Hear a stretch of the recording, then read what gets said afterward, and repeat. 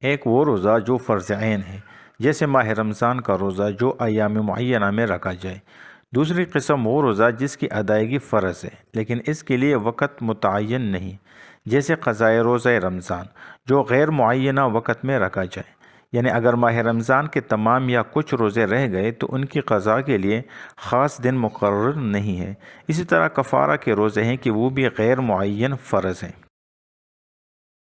تیسری قسم وہ روزے جو معینہ اوقات میں واجب ہیں، جیسے روزوں کی نظر جو عین وقت کے ساتھ کی جائے۔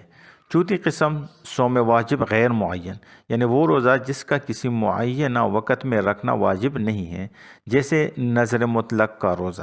چھٹی قسم مسنون روزہ، پانچویں قسم نفلی روزہ، ساتویں قسم مستحب روزہ، آٹھویں قسم وہ روزہ جو مکروہ تنزیہی یا مکروہ تحریمی ہے۔ اس طرح حنفیہ کے نزدیک روزے کی یہ